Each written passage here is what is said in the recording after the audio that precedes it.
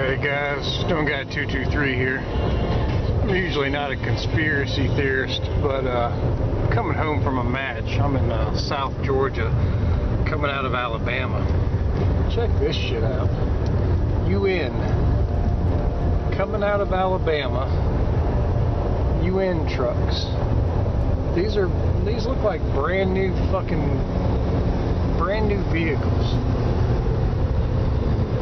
Not sure what the hell is going on with this, or why we got UN trucks coming out of Alabama, or at least they're Alabama truckers.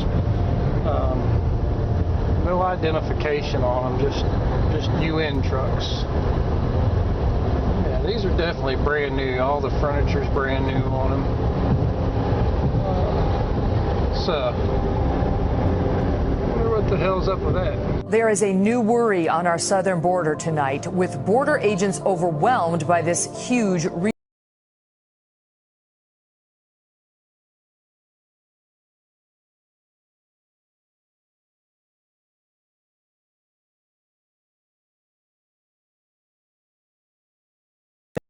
said.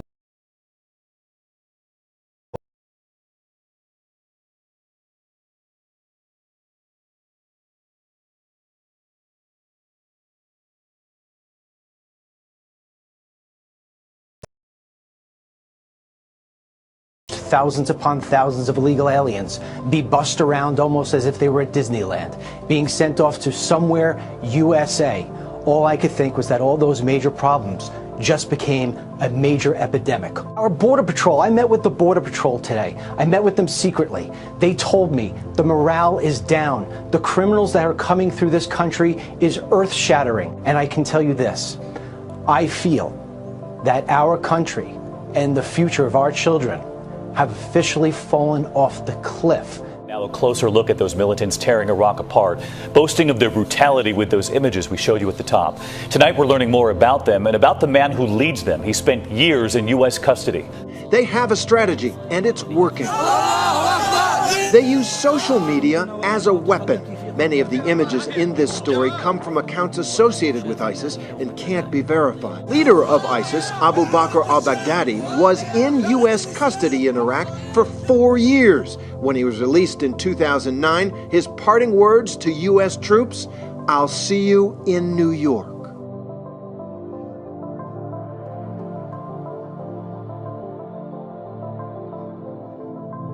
Former Secretary of State Hillary Clinton weighing in on the controversial prisoner swap of 5 Taliban leaders for Sergeant Bo Bergdahl's freedom. She was asked if the exchange was like making a deal with the devil. Here's her answer. Did he make a deal with the devil? If you look at what the factors were going into the decision, of course there are competing interests and values. I'd like to say to Bo right now, who's having trouble speaking English, Bismillah ar-Rahman ar-Rahim, Zayabayem. I'm your father, Bo. Bismillah ar-Rahman ar-Rahim, Zayabayem. I'm your father, Bo. The Wall Street Journal is reporting that one of the detainees whose return has already told his family that he plans on waging war on America. So what this president did is he made a deal with the devil for a deserter, a man who didn't even like America.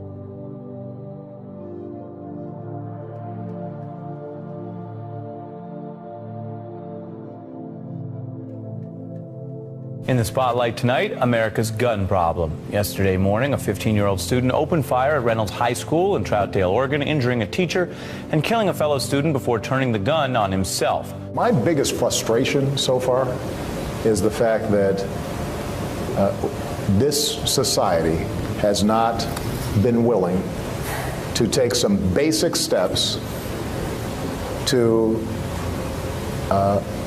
keep guns out of the hands of people who can do just unbelievable damage. President Obama is rallying supporters of gay rights. He spoke at a fundraiser in New York City last night for political donors who are gay, lesbian, bisexual, or transgender. He believes more needs to be done overseas. There are still Americans out there who are vulnerable and alone and still need our support. So we can't stop We've got to keep fighting. The president is promising to sign an executive order ending workplace discrimination by federal contractors based on sexual orientation. That would affect 14 million employees. I'm here to actually talk to you guys really quickly about this flag. This flag is not that old. This flag is the symbol of lesbian, gay, bisexual, transgender, and queer pride. So maybe all of you could help me read what it says out loud on the count of 3. 1, 2, 3. Who I am is what fulfills me and what fulfills the vision I have of the world. One high school salutatorian banned from discussing his faith in a graduation speech. He fought back this week. Take a listen. In coming before you today, I presented 3 drafts of my speech. All of them denied on the account of my desire to share my personal thoughts and inspiration to you in my Christian faith. It wasn't one that your school wanted you to share. You had heard 3 times that you couldn't include faith. What did the school tell you? That's right. Now, the first and second times I submitted my speech last week, the school told me, as well as their attorneys, that any reference to God or Jesus or prayer of any kind was unconstitutional and they would pull the mic on me. Additionally, the third time I turned my speech in, they denied it and handed it back to me with God or any reference to my faith blacked out in black marker. I mean, but look, all of those, well, some would call them threats against your freedom of speech and religion. We're going to make sure we pay attention to this because this type of thing is happening more often than not these days, it seems, and it's a sad reality that this type of hostility has to go on. I go anywhere Greater Cleveland calls. 43-year-old Doug Odalecki admits that he's armed when he's on the streets, but it's with a video camera. And last Friday night, he captured this run-in with police. You're going to be cited if you don't get rid of the turn now. Like I said, I can't get rid of it, so you got to do what you got to do. The Parma man runs the Greater Cleveland Cop Block, which, according to Odalecki, holds police accountable for their actions. Last week, he took his camera to the corner of State and Brook Park Roads, where he held up a sign warning drivers that an OVI checkpoint was down the street. The sign said, "Checkpoint ahead, turn now." He said he's not for drunk driving. He's just against what he considers an abuse of power. It is a Nazi-esque style checkpoint.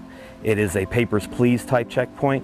These guys are not out there for your safety or anything like that, so if you think that, think again. Our sobriety checkpoint is all about educating the public, and we need them to come through the checkpoint to educate them.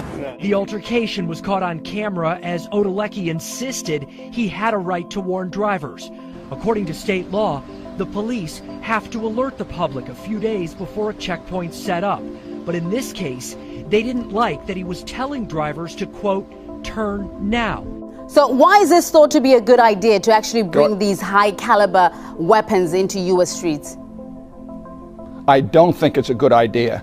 High caliber weapons are extremely dangerous. This type of velocity is not necessary. I spent 24 years in the Philadelphia Police Department.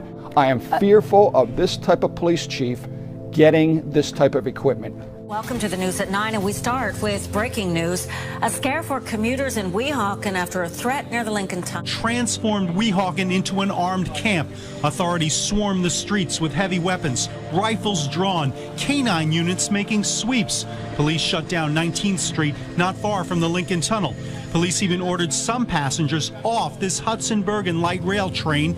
Many people seem stunned and visibly upset by the huge show of force. I did see an Army vehicle going by, and there were a lot of helicopters. Police say the caller also said he had a gun and various chemicals. Authorities pinged or traced the call. Well, a man accused of setting off a manhunt on the seacoast following a violent confrontation with police. No one was hit by the gunfire. And backup arrived from across the region, including federal agents. Sections of routes 150 and 107 were shut down. A helicopter searched the wooded area overhead.